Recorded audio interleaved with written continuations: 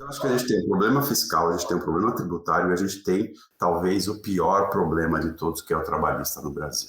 Essa, sim, é a legislação mais nefasta para o crescimento de qualquer tipo de... qualquer tamanho. Que é especialmente pesado para pequena, né? Ele coloca um peso gigante nas costas, né? This is Growthaholics.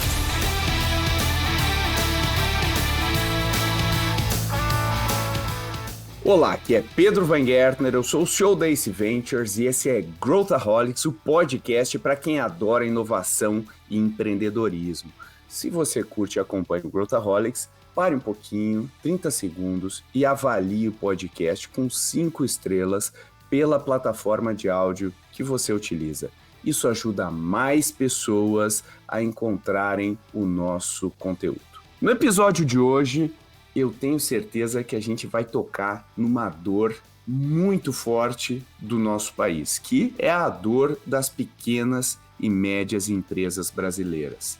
Como que a gente entende essas dores, como que a gente consegue melhorar o nosso ambiente de negócios aqui, e a gente trouxe para debater esse ponto duas pessoas que são empresários, são empreendedores, mas também conhecem e estão envolvidos nesse ambiente, né? O meu primeiro convidado é o Piero Contesini, que é fundador do Asas e hoje atua como chairman da empresa, que é uma fintech brasileira que atende mais de 20 mil PMEs em todo o Brasil, com diversas soluções para simplificar a vida desses empreendedores. E o segundo é Mike Einstein, que é meu cofundador aqui da Ace Ventures e também é um empresário de muitas décadas aqui. Hoje, assim como eu, ajuda os pequenos empresários startupeiros aí a darem os seus primeiros passos e tem uma visão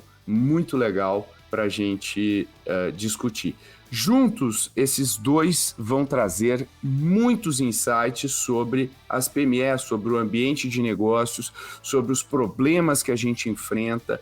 E eu tenho certeza que se você é empreendedor ou se você não é empreendedor, você vai tirar muitos insights desse episódio. E, obviamente, a gente também quer ouvir você. Então, se você tiver qualquer comentário, posta lá, manda pra gente, e se você tiver ideias de convidados e temas que você gostaria, a gente também adora receber. O link está na descrição para você mandar essas sugestões. Então, dá o play. Estou aqui com duas pessoas que eu não vejo há bastante tempo ao vivo, né? Um deles eu falo todo dia quase, e o outro faz horas que a gente não se fala. Então vou dar boas-vindas aqui primeiro para o nosso convidado, que é o Piero Contesini, que é founder aqui da Asas e está aqui com a gente hoje para a gente falar desse tema. Seja bem-vindo, Piero. Olá, pessoal. Prazer estar aqui. Muito bom revê-los também. Obrigado. Boa. E também Mike Einstein, aí que faz horas que não participa aqui do Growthaholics, né, Mike? Pois é, faz um tempinho já. Bom ver vocês aí. Prazer te ver aqui, Piero.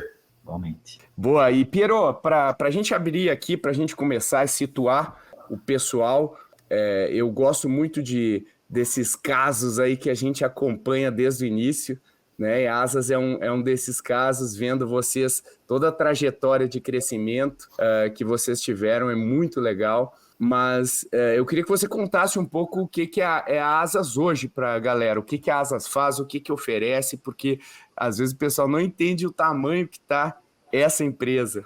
Não, boa pergunta. Realmente, às vezes até nós temos essa dificuldade.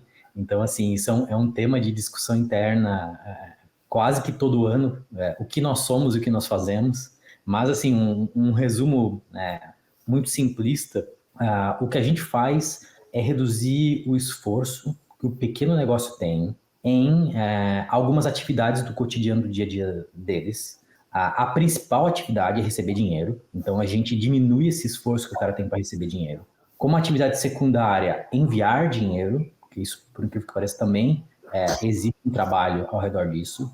E entre essas duas coisas, tem uma boa relação com o seu fluxo de caixa, que tem muito a ver com os nossos produtos de antecipação de recebíveis, de cartão de crédito. Então, esse é o pilar do que a gente faz. Além disso, a gente está vindo de uma visão, de uma ferramenta de automação financeira, que é isso que eu falei, caminhando em direção a se tornar o que nós estamos chamando, isso é um nome beta, tá? Não está bem definido ainda que se vai ser isso mesmo, que seria um sistema operacional para negócios que automatiza diversas atividades do dia a dia das empresas, sejam por aplicações nossas, quanto de terceiros. Então, a gente hoje já somos uma suíte de 3 aplicações, temos o Asas, que é o Core Banking, temos o Base, que é o ERP, temos o Next Invoice, que foi uma aquisição recente, que é uma ferramenta de contas a pagar, de coleta de faturas, ainda não está integrada na suite completamente. A gente deve lançar no nosso evento,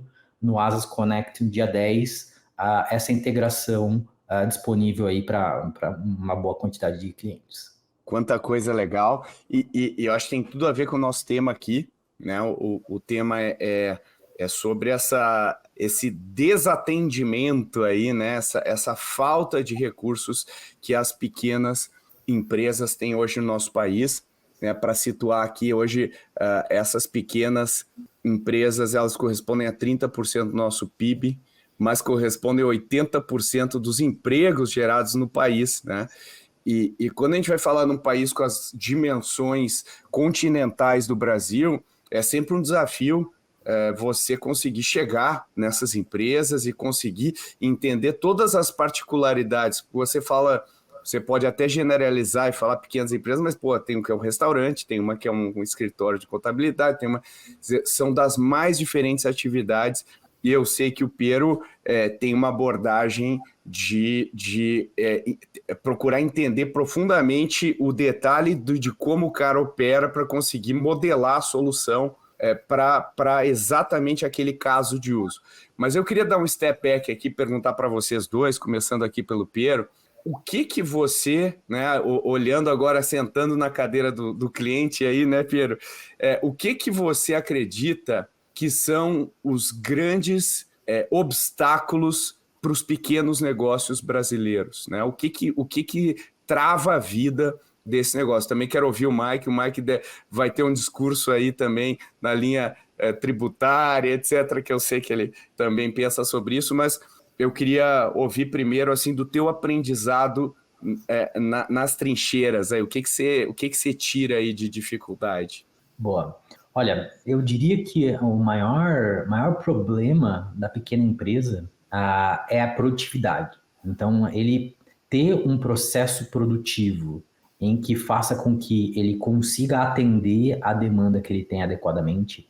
E por processo produtivo, eu não estou falando especificamente dele produzir o item, mas sim entre o pedido até a entrega ou o pedido do serviço e a prestação do serviço, esses processos eles tendem a se perder no meio do caminho, pela burocracia brasileira, pela falta de educação. Então, tu tem N razões pelas quais isso funciona, mas basicamente, quando tu pega uma PME no Brasil e o quanto ela consegue ter de receita por colaborador, e você compara com uma PME americana, e o quanto ela consegue ter de receita por colaborador, tem um abismo. E quando você compara a taxa média de crescimento de produtividade ano a ano dessas empresas, você pega uma empresa americana e ela está sempre evoluindo. E você pega uma empresa por aqui, raramente você vê um ganho de performance, a não ser que o dono tenha uma visão muito clara de automação de processos, de melhoria, de otimização, de redução de burocracia. Então você tem aí um gap muito grande, na minha visão, muito atribuído por aspectos culturais, porque aqui as pessoas elas pensam muito como colaboradores, mesmo sendo dono. Então, assim, é o mínimo possível, é o mais fácil. Elas têm ainda existe esse mindset de que ir pelo mais fácil. Então, isso é o que leva muitas gerações, isso está mudando, assim, a gente enxerga que cada vez tem mais empreendedores entendendo isso, que no final do dia, ou você ganha produtividade, ou o seu negócio ele não vai sobreviver, enquanto ele for pequeno. Obviamente, quando é grande é outra história, o game é outro. Mas, quando você for pequeno, você tem que ganhar produtividade. Perfeito. O que você complementa aí, Mike? E aproveitando, né, que você é empresário há décadas, né? Fala um pouco também da curva que você vivenciou aí em relação a abrir negócios e etc. E comparado com hoje também, né? Que, como o Piero falou, tem né, a inclinação da curva a gente pode discutir, mas com certeza há uma melhora aí gradual ao longo dos anos, né? Sim, há uma melhora. Eu, assim, completando o que o Piero falou, né? Eu acho que ele falou muito bem, o aspecto cultural é muito forte. Aí tem outros aspectos que atrapalham muito o empreendedor brasileiro, né? O fisco é nefasto, simplesmente assim, tá? O que o fisco brasileiro faz, né? Como ele trata a pequena e média empresa brasileira comparada com... Eu estou aqui nos Estados Unidos, pô, desde abrir uma empresa que você abre em 2 dias até o relacionamento, por exemplo, com o teu contador, tá? Eu tenho empresa aqui, tive empresa maior aqui, falava com o contador. Vocês estão sentados, né? Quantas vezes vocês acham que eu falava? Quantas vezes vocês acham que eu falo com o contador por ano? Pergunto para vocês, chuta aí. Ou antes de responder, Piero, quantas vezes a PME no Brasil precisa se relacionar com o seu contador? Olha, sendo super otimista, 1 vez ao mês. Sendo realista, eu diria que 1 vez por semana. No mínimo, né? Quando não dá uma surpresa, alguma coisa. Aqui é 1 vez por ano. É para você fechar o balanço. E acabou. E é um cara, não é um exército. A PME dele, dentro do que o Pedro falou, de eficiência, a PME do contador, assim como eu diria a grande maioria das contabilidades do Brasil são PMEs, tem um cara só e um assistente. E acabou. E toca, sei lá, 300 clientes. Né? Então, aí está um pouco completado. Então, acho que a gente tem um problema fiscal, a gente tem um problema tributário e a gente tem, talvez, o pior problema de todos, que é o trabalhista no Brasil. Né? Essa, sim, é a legislação mais nefasta para o crescimento de qualquer tipo de... qualquer tamanho. E é especialmente pesado para a pequena, né? Ele coloca um peso gigante nas costas, né? E aí, eu tenho até uma pergunta para o Piero, aproveitando também, mas... estava vendo aqui, né? São 18 milhões de PMEs no Brasil registradas, né? Será que não tem mais o dobro oficiosas, né? Que estão aí sem emitir nota fiscal, né? Sem, sabe? Estão trabalhando ali no por fora, né? Economia informal, que eu nem sei se o Piero atende esses caras, aliás, sabe? Você pode contar isso pra gente, porque com certeza o tamanho do mercado talvez deve ser o dobro do cara que está na informalidade, ele se vira. Mas são esses caras que, né, essa é o motor da nossa economia. Eu achei muito legal. Então, eu acho que assim, o Piero falou da mentalidade, da cultura, eu falo um pouco mais do meio ambiente brasileiro, né? Mas eu estava pensando aqui, quando a gente estava começando a falar, por que você começou? Eu queria dar um passo atrás.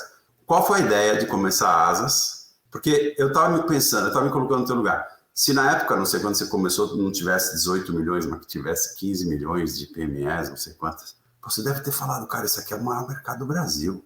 Se eu pegar, né, o mercado endereçável, se eu pegar um tequinho disso aqui, eu vou explodir a boca do balão. Como é que foi isso aí, sabe? Que eu fico olhando para o mercado e falo, puta, mas a maior oportunidade do Brasil é essa, não tem outra. Sim. Realmente a oportunidade é muito grande. Eu vou te passar os dados, eu abri aqui o nosso deck de fundraising para te passar o tamanho do mercado com dados reais coletados das agências públicas. Informais no Brasil, 24,9 milhões. Microempreendedores individuais, 13,2 milhões. Small businesses, que são limitadas e afins, ainda na categoria de pequenos, 5,7 milhões. Total, 43,8 milhões de pequenos negócios entre formais e informais no Brasil.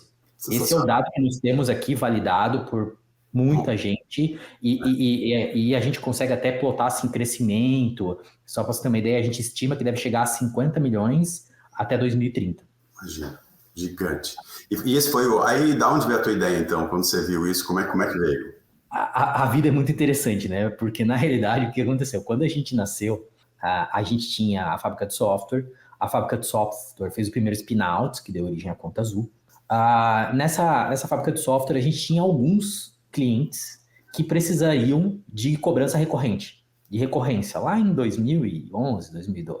E a gente foi pesquisar no mundo, existia uma empresa, que era a Zuora, E no Brasil não tinha ninguém. Você não tinha como tokenizar um cartão ou guardar um cartão de forma legal, né? Que você não pode salvar o CVV, tem uma série de disposições aí, e cobrar de forma recorrente. Aí o Asas nasceu originalmente para fazer Automation for Software as a Service.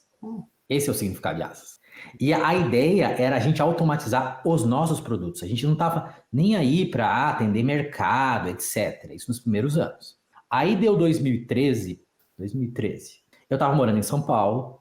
A fábrica de software estava indo muito bem. Só que chegou um momento em que eu percebi que o que a fábrica de software entregava era o que depois a gente passou a chamar de não entregar valor de verdade. Por quê? Porque ela entregava software para uma pessoa e, no geral, a gente escolhia produtos novos sendo lançados. Era isso que a gente gostava de fazer. Só que o problema é que 90% da chance de sucesso do produto estava nessa pessoa que estava nos contratando e quase sempre, para o produto funcionar, a gente teria que demitir ela. Então era um paradoxo. Eu chegava, eu ganhava muito dinheiro com muitos projetos, só que o projeto em si ele nunca resolvia o problema que ele ia resolver. Aí eu decidi vender a empresa. Quando eu decidi vender, eu conheci um potencial investidor anjo em São Paulo, daqui de Joinville, e captei e falei, cara, eu vou fazer o seguinte, eu vou pegar o Asas e vou converter ele para um Stripe para o Brasil. Na época o Stripe já existia nos Estados Unidos, já estava funcionando. Eu falei, cara, eu vou atender empresas brasileiras que queiram se integrar por API, porque o meu produto de API já funciona. Eu atendo alguns clientes, tinha uns 4 ou 5 na época, então funciona, é questão de ganhar escala. Beleza. Captei o dinheiro, me desfiz da fábrica de software, comecei a testar o modelo do Asas para developers, e o que a gente descobriu na época é que o mercado era muito pequeno. Na época tinham 200 empresas no Brasil de SaaS estabelecidas, mais ou menos a metade já tinha resolvido de alguma outra forma, a outra metade não precisava de um software de billing, precisava de um psicólogo de billing, que é para ajudar o cara a entender o processo, consultoria, precisava de outra coisa. Não era o que a gente queria. E nesse meio tempo começou, a gente tinha o nosso website um negócio super simples, que o cara podia chamar a gente no webchat para conversar, e um de nós estava sempre lá para conversar. E a gente começou a ver pessoas do mundo real. Um dia veio um advogado falando, olha, eu quero usar esse Asas para cobrar. Não dava, o cara tinha que se integrar. Outro dia chegou outro, e assim foi. Quando chegou o 20º, a gente falou, pô, tem um monte de gente procurando a gente que é do mundo real, a gente querendo atender os programadores. O programador vem aqui, conta um monte de história, fala que vai faturar bilhões e no final do dia tem 2 clientes no primeiro mês, 3 no terceiro, 4 no quinto. Cara, eu gasto 5 mil para fazer um onboarding do cara e o cara me dá uma receita média de R$10 por mês. Não vai dar certo. Enquanto eu tenho um cliente aqui, um potencial cliente, isso foi que mudou a nossa vida, que o cara era um encanador profissional. Ele veio falar comigo no webchat, lá no assunto ele botou o que ele queria, tudo em caixa alta, tudo errado, mas a mensagem era essa: aonde eu baixo o ponto .exe do Asas, tenho 200 boletas para emitir. Aí a gente falou, cara, esse cara tem 200 transações por mês, isso é mais do que todas as outras empresas que eu converti até agora por mês no primeiro mês. Só que ele tem um problema, ele nunca vai conseguir ir no banco pegar o código do boleto. Ele nunca vai conseguir ir no PayPal pegar o código do PayPal para importar para receber para o cartão, ele nunca vai conseguir fazer. Vamos fazer o seguinte, vamos usar o nosso? Aí o que a gente fez? A gente ligou para esse cara, falou, legal, Pedro o nome do cara. Pedro, bacana, vamos fazer o seguinte, tu me passa o teu Excel com todos o que tu tem que cobrar, eu vou importar para minha aplicação, eu vou cobrar para você e no dia seguinte eu te mando o dinheiro. Aí a gente fez isso. Em 7 dias, a gente cobrou 200 clientes, que era várias ordens de magnitude mais do que a gente estava fazendo para um único cliente. Funcionou, o cara ficou super feliz. Ele pagou muito mais caro do que ele pagaria no boleto do banco, mas ele estava muito feliz. E daí a gente entendeu, cara, aqui tem business. O mundo real é onde tem business. Só que a gente tinha feito o Asas de programadores para programadores. Ele era um negócio surreal, assim, 17 passos para programar. Ele é multi-tenant, ou seja... A lógica do Stripe, né, Piero? É a lógica do Stripe, né? Ajudar o developer. Aí o que a gente fez? A gente inventou o que a gente chamou de o McDonald's da cobrança. Que a gente fez o seguinte, a gente criou no nosso website um wizard, igual aqueles wizards de quando tu roda um instalador de WinZip, next, finish, de 4 passos, em que qualquer criança conseguia emitir uma cobrança ainda do ambiente público, sem criar conta. E o último passo era criar a conta. Quando o cara caía na aplicação logada, o cliente dele já estava pagando. E daí a gente ficava avisando ele, ó, teu cliente abriu a fatura, teu cliente leu, teu cliente baixou o boleto, teu cliente fez isso, aquilo, e ele ficava muito informado sobre o que estava acontecendo com o pagador. Quando a gente implementou isso, para dar uma ideia de tamanho para vocês, a gente tinha 10 clientes em dezembro de 2013 no modelo for developers. Em 13 de janeiro de 2014, a gente implementou o McDonald's da cobrança. Em 13 de fevereiro de 2014, a gente tinha 43 clientes, todos vindos da internet, usando de forma automática, sem a gente interagir com ele, recebendo cobranças. No ano anterior, inteiro, a gente tinha tipo R$2.000 de faturamento. Naquele mês, a gente fez uns 4 mil. Então foi um negócio que a gente falou assim, cara, aqui tá o nosso negócio. Só que a gente fez um negócio muito simples. A gente jogou fora cartão de crédito, o cara só tinha um ambiente, só tinha uma tela. A gente literalmente fez um negócio para crianças. E desde aquela versão, tudo que a gente melhora, a gente cria uma nova hipótese. A gente faz uma variante B. A variante B tem uma condição de sucesso em que a gente vai tornar ela visível para todos os clientes ou não. A variante A é a versão atual. E tudo que a gente foi melhorando foi com base em A/B testing. Hoje a gente rodou perto de uns 2.000 A/B tests no tempo. Nesse momento a gente tem quase 100 rodando. E tudo é feito com hipóteses e com métricas de validação claras de gerou mais receita, converteu mais cliente, aumentou o engajamento. Então cada teste tem sua hipótese que a gente considera da métrica de sucesso, né? Então todo o negócio desde lá tem a ver com entender a jornada desse cara de uma forma automática, entrando por si só no website e resolvendo a principal dor dele. Até 2 anos atrás, basicamente era cobrar. Aí agora a gente está explorando jornadas secundárias. Então, assim, agora tem, o cara vem para cobrar, mas ele pode vir com uma visão mais de antecipar recebíveis, ele pode vir com uma visão mais de automatizar pagamentos, um RP. Então, a gente está explorando jornadas secundárias. Mas o que a gente é muito bom é ajudar o cara para receber dinheiro na primeira interação com a gente já fala, cara, faz isso. Não perde o tempo com outras coisas, faz isso. Porque se tu pensar na pirâmide de Maslow do cliente, a segurança é ele ter dinheiro. E esse é um ponto, o que você falou aqui daquele encanador, meu xará, Pedro, que entrou em contato com você e você interpretou o que ele queria dizer e devolveu para ele numa linguagem e de um jeito que ele entendia, eu acho que é a chave para você conseguir trabalhar com esses caras. Agora, a pergunta aqui, que linka lá com o que eu falei lá atrás, como é que você foi, né? E eu acho que esse método que você está usando de desenhar hipótese e testando, porra, eu acho que 99% das empresas deveriam pensar desse jeito, né? Mas a minha pergunta é, como é que você consegue ir ganhando diferentes segmentos de PMS, porque quando você sai do encanador e vai pro outro cara ali do lado, já muda alguma coisinha como é que se faz isso, Piero? Porque acho que esse é meio que um pulo do gato para você conseguir ganhar mercado e criar um produto que atenda muita gente, né? Boa. Isso eu aprendi com o Jobs. O Jobs fala o seguinte, que você tem que dizer mais nãos do que sims, e você tem que estar muito certo do que você quer. Então, uma das teses que a gente tem é que o nosso negócio é um negócio horizontal. Então, por horizontal, por exemplo, eu tenho milhares de vezes em que eu me neguei a fazer o cálculo de prorata de condomínio, que é um negócio básico, cara, 10 linhas de código resolve. Só que se eu tiver um cálculo de prorata de condomínio na minha companhia, eu viro uma empresa de condomínio, de automação de cobrança para condomínio. Então, tudo que eu fiz foi pensado assim, isso aqui serve para a maior parte dos meus clientes, hoje são 4.000 quinais que a gente sabe que usam bem o nosso produto. Se serve, a gente coloca no produto. Se não serve, a gente diz não, obrigado, e ainda passa uma lista de ferramentas que a gente acha que ajuda o cara. A gente manda muito cliente para concorrente. Potencial concorrente, na realidade. Por quê? Porque se a gente não vai resolver a dor do cara, é melhor que ele pelo menos olhe pra gente e fala, pô, os caras não resolveram, mas eles me indicaram quem resolvia. Que é a atitude. E isso assim, a gente tem uma clareza muito correta assim, de falar, cara, a gente resolve o problema do cara enquanto ele tem problemas generalistas. Quando ele tem problemas específicos, aí a gente deixa embora, né? Esse é o primeiro ponto. Segundo, tudo que a gente tem, desde essa primeira versão que a gente fez com o Wizard de cobranças, o McDonald's que a gente brinca, tem por API.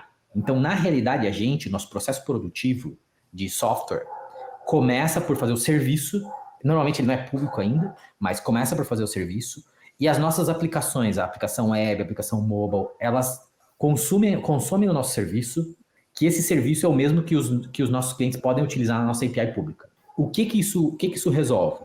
Que o cara, ele chega e fala assim, ok, eu preciso fazer o cálculo do prorata de condomínio. Se o cara é pequenininho, ele não consegue fazer. Se o cara é um pouquinho maior, a gente diz, cara, use nossa API. Vai lá, pega, contrata um software qualquer, faz o que tu quiser e faz a integração. Tá aqui o plugin. Hoje a gente tem plugin para um monte de plataforma. Faz você mesmo. O que acontece? Hoje, 20% dos meus novos clientes vêm e se integram com a gente sem conversar com a gente. Então o cara, ele faz toda a jornada de onboarding como um end user, aí ele entra no ambiente developer, cria as chaves de acesso e começa a transacionar por API sem conversar com a gente. E a gente consegue enxergar que a taxa de crescimento média do cara que vem por API é o dobro da taxa de crescimento de uma limitada tradicional. E tudo que a gente faz lá tem a ver com como que torna mais fácil, são 2 vetores, na verdade, como que cria mais funcionalidade e como que torna mais fácil o cara se integrar com a gente. Cada ponto que a gente ganha nisso, a gente torna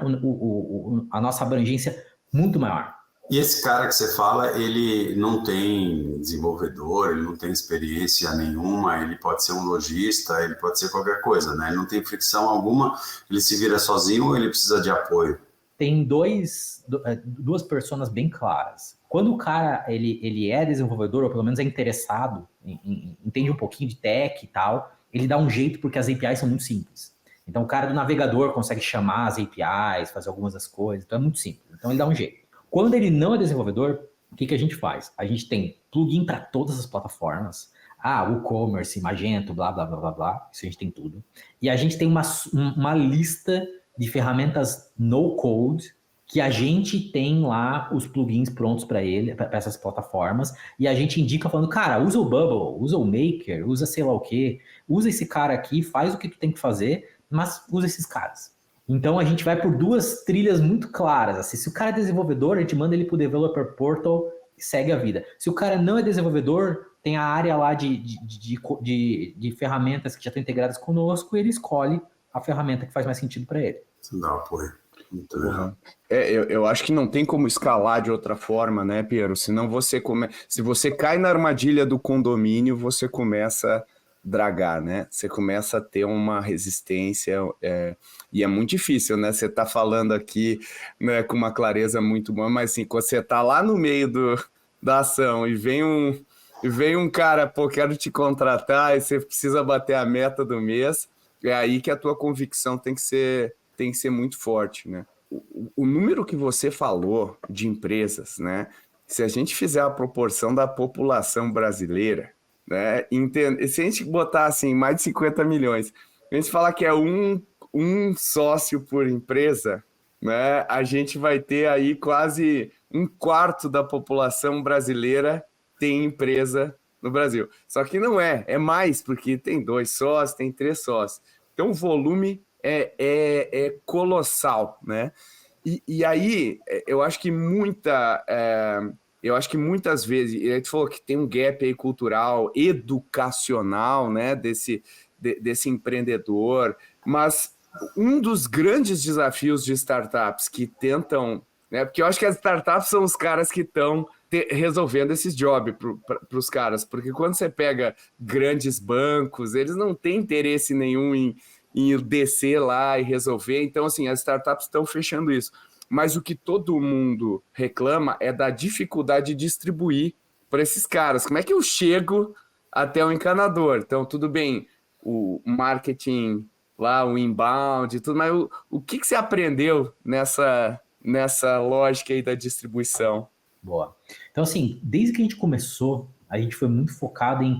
a gente não quer voltar a virar consultor, porque isso era o que a gente era na fábrica de software. Então, o produto ele tem que se servir sozinho, e o nosso job, no final do dia, tem a ver com fazer o cara criar uma conta pelo ambiente web ou baixar o app e, por lá, iniciar a jornada de uso dele. Então, tudo que a gente faz tem a ver com mostrar o que a gente faz e encaminhar o cara para os nossos aplicativos. Baseado nisso, a gente chegou até o que a gente considera hoje em dia o platô para o nosso mercado digital. Então, hoje a gente compra quase toda a mídia digital disponível que tem performance das Big Techs. Então, a gente compra do Google, do Facebook, YouTube, blá, blá, blá. E quando a gente entendeu que a partir daí era um modelo inflacionário, ou seja, não importa o quanto mais eu gaste, eu sempre vou estar perdendo performance, a gente começou, na realidade foi um pouco antes, a gente começou a entender assim, ok, quais são os outros vetores de crescimento que a gente tem. Primeiro, referral. Então, hoje 40% dos meus clientes vêm ter pago uma fatura. Então, 40% dos meus novos clientes pagaram uma fatura, se não me engano, 30 dias antes de virar um cliente meu. Mas muitos deles vêm pelo Google. Então, tem todo um processo de atribuição que o cara ele procura a gente no Google AdWords. Se eu não tiver lá, eu não sou o cara. Então, não é um negócio assim que dá para falar, não, agora eu só vou viver de referral. Não existe isso. O referral é uma função do teu growth, não um drive de growth. Segundo, ok. Ele exponencializa, né? Ele potencializa o que você já faz bem, né? Exato. Outra coisa, beleza. O que é mais caro? O cara procurar, sei lá, vou dar um chute aqui, eu acho que a gente nem usa esse termo, mas banco digital PJ ou ele digitar asas no Google. Óbvio que asas vai ser muito mais barato. Então vamos fazer o seguinte, vamos desenhar asas no Brasil inteiro.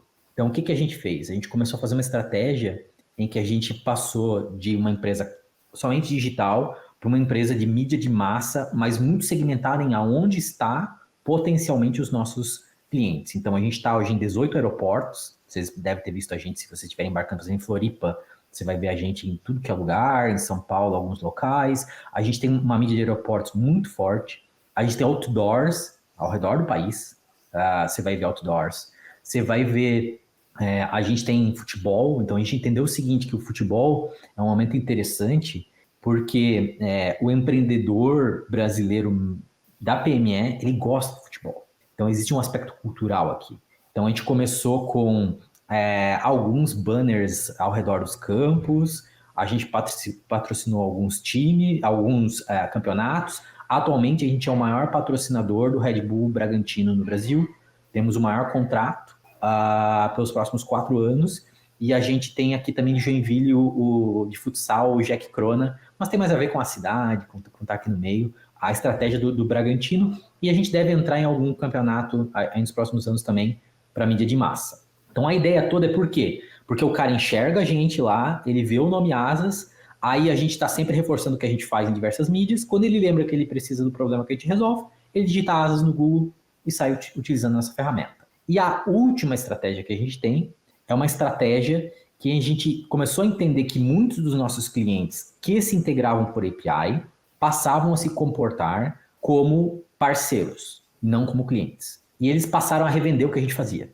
Aí a gente criou uma estratégia em que existe uma área da empresa em que identifica esses potenciais parceiros e ajuda eles a vender para os seus clientes os nossos produtos. Então, a gente começou a virar um Banking as a Service sem, de fato, ter projetado isso, mas muito pela nossa cultura das APIs serem abertas. E hoje, acho que uns 20% da minha receita, por aí, 20 a 30%, já vem de distribuidores. Hoje tem uns 1.400 softwares de nicho que distribuem a gente ao redor do Brasil. Muito difícil fazer isso acontecer, né? Esse negócio da distribuição. O pessoal acha que é fácil ter né, parceiros aí representando o teu negócio. E é um grande desafio, é sonho de muita startup conseguir fazer uma rede desse tamanho. Parabéns. Muito bom. Tudo começando com um encanador. Esse cara tem que ter né? Tem foto dele aí, né? E a sala Pedro. Tem que ter, né? E a sala dos encanadores. E AI agora, daqui para frente, como é que você enxerga? O que a AI vai fazer por vocês ou contra vocês? Como é que você enxerga isso? Primeiro que é importante entender assim, que o que a AI ela está sendo muito boa, pelo menos para quem fala português, né? Tem a ver muito com atendimento, prestar dúvida, tem muito a ver com o Large Language Models, né? Então, isso é que de fato a AI está ajudando. Então, hoje a gente usa muito Para atendimento ao cliente, a gente tem uma versão inicial que já está em produção para os nossos canais, por WhatsApp e por webchat da aplicação. Ano que vem, no comecinho do próximo ano, a gente vai liberar uma segunda versão, que daí é usando o GPT por trás, realmente, e a intenção é que todas as dúvidas repetitivas, né, que são coisas que o cara tem que não precisa ter um ser humano para responder, o nosso robozinho vai responder sozinho, e até o momento de passar para um humano, caso tenha dúvidas maiores. Esse eu acho o maior uso. Depois disso, o que a gente tem explorado muito tem a ver com as dificuldades do nosso negócio. Então, por exemplo, hoje a gente antecipa muitos recebíveis, né? Quando você antecipa de cartão, isso é commodity, é um processo automatizado via SERC, segue a vida. Quando você antecipa de boletos, ou de duplicatas mercantis, que é o termo correto, você tem diferentes tipos de nota fiscal, e aí vem a burocracia brasileira, né? Ninguém sabe disso, mas existem 12 tipos de notas fiscais no Brasil. E eu até esses dias achava que eram 6, mas daí a galera do ERP me disse, não, são 12. Então, e cada nota tem especificidades, e dependendo do estado é completamente diferente o formato da nota. Então é uma combinação de 12 vezes 23 vezes blá, blá, blá, blá, blá, vira um negócio surreal. Então, o que a gente tem usado muito, a gente está em processo aqui de analisar, é pegar o robozinho para ele olhar essa nota não como um documento digital, que é um negócio doido, mas ler a nota e ver se ela faz sentido. Porque o documento digital em si é impossível rastrear todas as versões que existem. Então não dá para pegar um XML e sair abrindo ele e processar, porque cada dia vai ter um formato diferente. Então o que a gente tá vendo aqui? Cara, manda um PDF pra gente, deixa a gente ler a nota. E daí a maquininha lê e nos diz, não, essa nota faz sentido. É um corretor quase, né? A nota faz sentido ou ela está errada, troca aí, corrige. É isso. Exato. Esse é um caso de uso bem robusto, né? Bem relevante para a produtividade do empreendedor, né? Sim. Outra coisa, contrato. Porque a gente antecipa um contrato, às vezes o duplicata mercantil é um contrato. Contrato é uma bronca. Contrato, cara, pode ser escrito de qualquer jeito. Você pode ter um Pinheiro Neto que fez um contrato, você pode ter o sobrinho do cara que fez. Então, assim, como é que você identifica que o objeto está correto, que o pagador é quem vai pagar, que quem está recebendo é quem vai receber? Então, esses processos, a gente está aqui implementando tudo para passar por um Large Language Model primeiro, faz a primeira validação, aí se tiver uma curva de desvio acima de X, manda para o ser humano, se não, segue a vida e roda a operação completa de antecipação de duplicatas. Então, esse é um exemplo que eu consigo te dizer aqui. Coisas que a gente faz há muitos anos. Entender padrão de comportamento do pagador, mas aí não tem a ver com o que a gente chama de AI hoje. Tem a ver com aprendizado de máquina e redes bayesianas, na realidade. Então é outra coisa. Que é botar pesos para horário de leitura de mensagem, coisas assim, ajustar. Isso a gente faz há muitos anos já. E nem enxergo isso como sendo algo muito disruptivo, muito pelo contrário. Acho que já está até, de certa forma, ficando obsoleta e a gente vai, nos próximos anos, repensar como essa estratégia vai ser feita. Quanta coisa, né, que melhora a produtividade aí interna, mas também melhora a vida do cara, né? Quando você tem um volume tão grande de clientes, esse tipo de coisa é fundamental. Agora, vamos voltar aqui para a vida do Pedro. E eu queria fazer um exercício com vocês, né? Vocês falaram de várias coisas, né? O Piero falou, inclusive, da questão do cultural, né? E tudo mais. O Mike já trouxe uma perspectiva do ambiente, né? Que ele está inserido, mas assim, a gente tem um problema de produtividade que o Piero já mapeou lá no início, problema de crescimento, muitas vezes. Então eu vou dar uma varinha mágica aqui para cada um de vocês dois.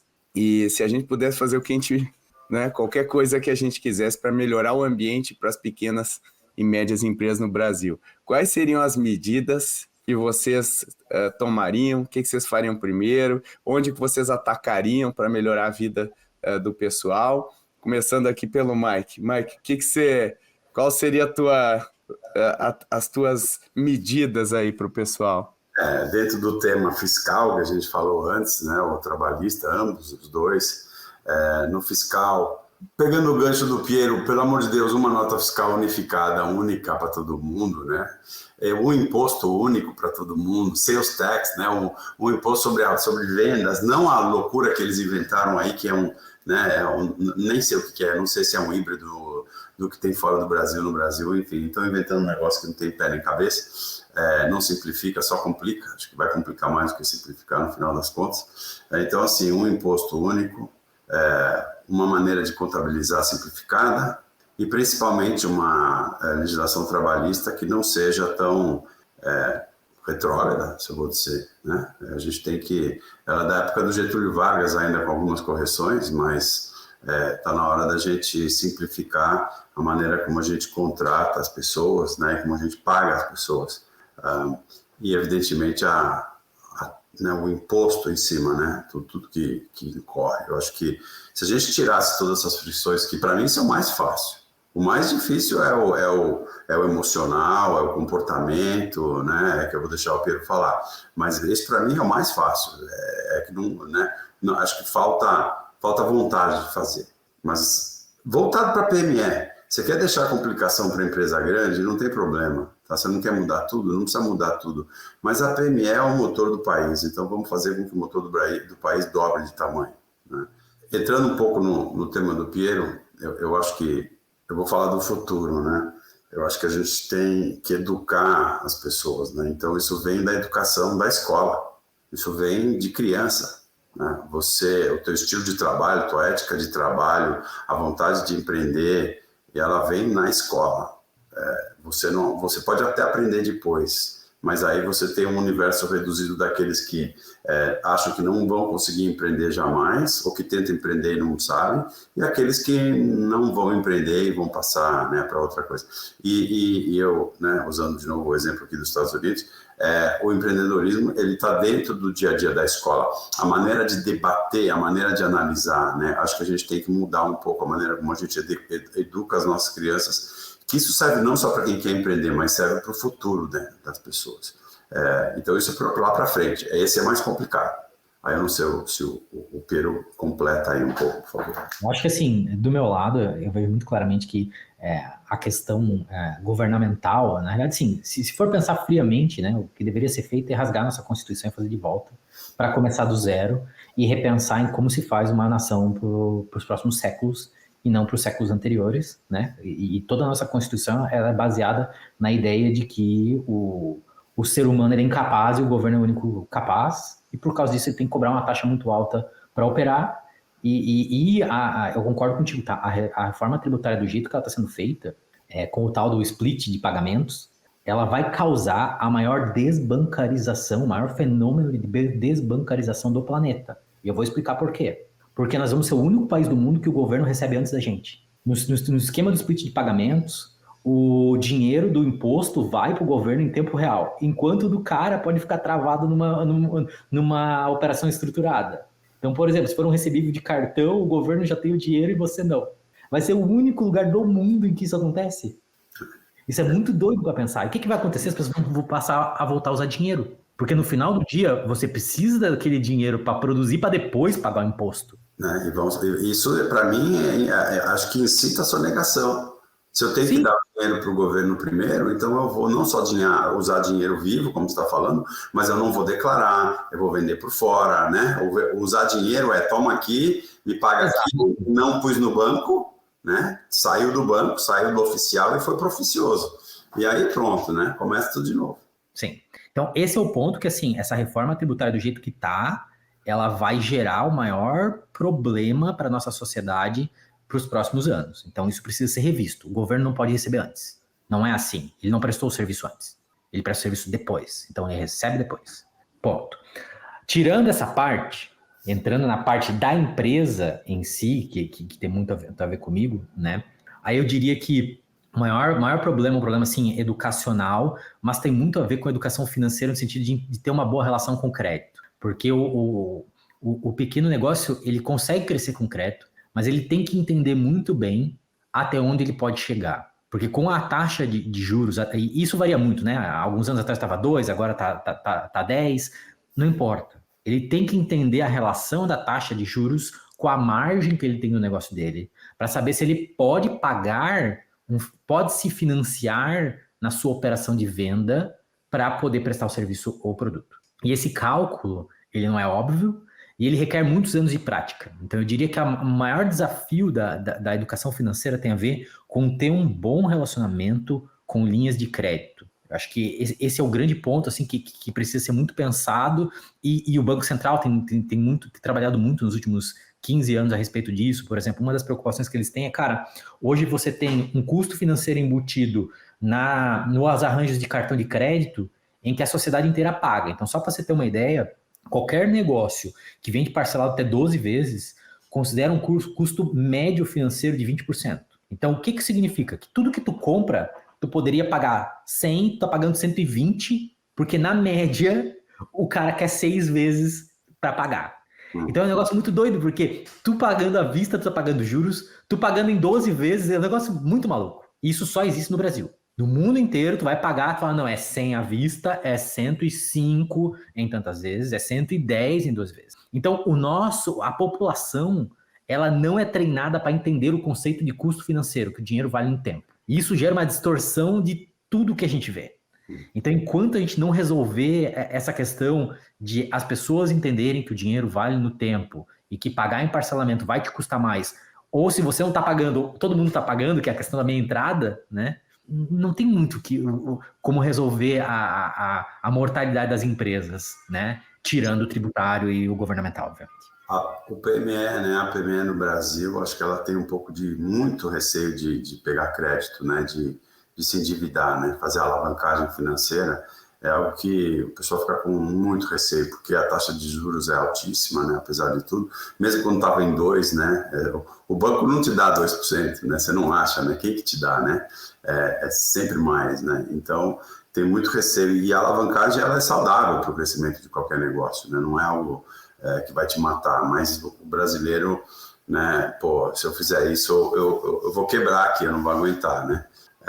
E aí tem esse subterfúgio aí né? Paga à vista ou paga em 6 parcelas, o preço é o mesmo. Como? Não é possível, né? Não faz sentido algum. Muito legal, muita coisa legal aqui. A gente está arrumando aqui para o fim e sempre a gente faz uma pergunta aqui para os nossos convidados, porque a gente, vocês são 2 caras que estão estudando e lendo e se inspirando aí, e a gente sempre pergunta o que está inspirando vocês agora. Pode ser um livro, pode ser um filme, uma série, enfim, qualquer coisa que vocês tenham olhado, que vocês, e não necessariamente relacionado a negócios muitas vezes, porque as cabeças aí ativas se inspiram com muitas coisas, né? E então eu pergunto para vocês, o que vocês têm visto aí que tem inspirado vocês? Vamos começar aí pelo Piero. O que você diria aí para os ouvintes, Piero? Olha, eu tenho pensado muito em como que a próxima geração de problemas a serem resolvidos não dependam mais de uma única entidade. Então, assim, eu acho que o Bitcoin é algo fantástico porque você não tem um dono. Imagina se o X não tivesse um dono. Como é que ele seria bloqueado? A resposta ele não seria. Então, eu tenho pensado muito em que a resposta para a nossa sociedade para os próximos anos tem a ver com a real descentralização de todos os serviços que são importantes para a gente. Então, eu tenho lido muito sobre isso, estudado várias soluções, porque eu realmente acredito que na forma como a gente está caminhando a nossa sociedade, cada vez mais você vai ter uma casta de pessoas conflitadas que elas vão querer oprimir as outras através do controle da caneta. E a única forma de se remover isso é que não exista quem derrubar. Então eu estou muito preocupado com isso, eu tenho pensado muito a respeito, estou ajudando em alguns projetos disso, inclusive como programador, porque eu acho que essa é a grande resposta para a nossa sociedade. Um pouco filosófico, mas é isso. Não, mas é muito legal. Acho que faz a gente pensar. É um ponto de vista muito interessante aí. É por isso que eu gosto de fazer essa pergunta aqui. E você, Mike, o que você tem visto aí? O meu é muito menos filosófico do que o do Piero, mas acho que o que o Piero falou é a pura definição de anarquia no bom sentido, né? Porque o pessoal desvia um pouco o que é anarquia, né? E eu acho que isso é um pouco da anarquia no bom sentido, da verdadeira anarquia positiva, né? Onde você não tem um rei, né? Não é para ter um rei. Eu concordo 100% com o que você falou. Eu tenho estudado bastante ultimamente, um negócio que me traz muita curiosidade, o mercado de luxo, acompanhando aí um pouco o que a Louis Vuitton, né? E a família lá que está entrando, talvez vai entrar numa briga grande agora eles. Mas eu acho muito interessante como o mercado de luxo é um mercado que só cresce. Apesar das dificuldades financeiras do mundo afora, é um mercado que não tem corrosão. E se a gente pudesse emular, né, o que acontece no mercado de luxo com os outros mercados, a gente ia talvez ter o mesmo crescimento. Eu só precisava entender o porquê que o luxo... Por que você enxerga valor numa bolsa que vai custar 100 mil reais? Tá? E por que você não enxerga valor num computador que custa talvez 20 vezes menos? Né? Por que eu não compro um computador por 100 mil reais? Esse eu não compro. Mas aquela porcaria daquela bolsa, desculpa, né? Aquela bolsa, né? Eu compro por 100 mil reais. Né? Então, quais são os motores que fazem essa decisão? É isso que eu tenho estudado ultimamente. Muito menos filosófico do que o do Piero. Eu gosto mais do teu, tá? É fascinante isso. Só uma coisinha. Vai lá, Mas vai lá. Eu imagino que tem a ver com um negócio chamado social staking. Que é, assim, é o stake social que você tem ao ter uma bolsa é muito maior do que um computador. E como gerar social staking em outras coisas, não faço ideia, mas eu acho que tem a ver com isso. E como pessoas que não têm a capacidade financeira de comprar uma bolsa, encaixando no nosso tema aqui, se endividam para comprar essa bolsa. Tá? Encaixando um pouco no tema aqui, né? Me dá 10 boletos aí de 10 pau que eu vou te pagar, mas eu vou comprar essa bolsa. Isso para mim é uma coisa que ainda não, né? Saber como é que conecta isso no cérebro.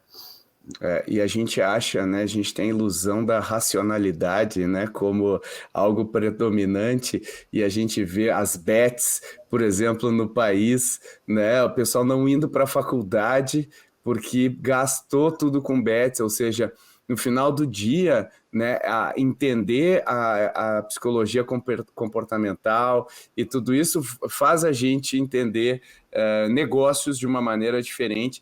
Né? Se a gente pega uma LVMH aí do mercado de luxo e olha a margem bruta do negócio, ele tem métrica de startup de tecnologia, né? Por isso que o múltiplo é tão alto. Você fala, cara, esse cara aqui, né? E o que dá essa margem? No caso do Piero é o software.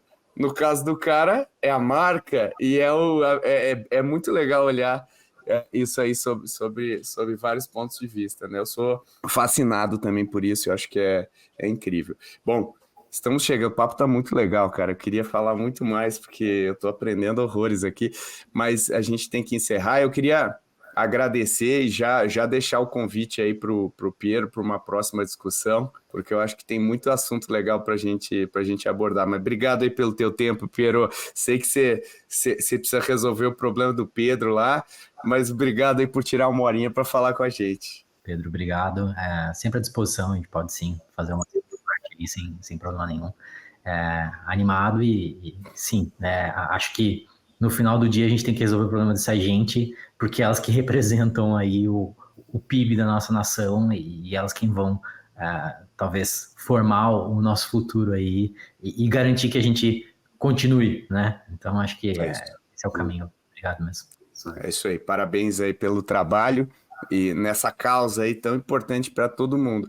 E Mike, obrigado aí de novo pela tua participação e que você volte mais rápido, né, Mike? E o povo pede a sua participação, Mike. Só se me convidar que eu venho.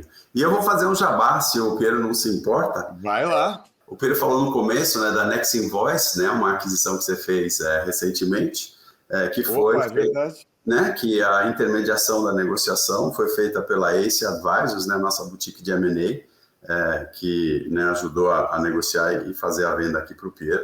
Então, fazendo um jabá aqui, o Piero a Asas já adquiriu 2 empresas, uma do nosso portfólio e uma outra intermediada pela nossa boutique de M&A. Então, a gente é parceiro de algum tempo já. Obrigado pela tua presença aqui, foi muito bom. E um abraço para a galera aí da Next Invoice também. Pessoal, super gente boa, super legal. Obrigado, gente. Valeu! E aí, gostou desse episódio? Teve insights? A gente quer saber os seus insights. Manda pra gente aí todos os aprendizados que você tirou. Posta nas mídias sociais e não deixa de marcar @Ace Ventures. A gente agradece se você puder compartilhar esse episódio na sua rede, com seus amigos, amigas, conhecidos, conhecidas. Isso ajuda a gente a chegar a cada vez mais pessoas e ajudar aí a melhorar o nosso ambiente empreendedor no Brasil.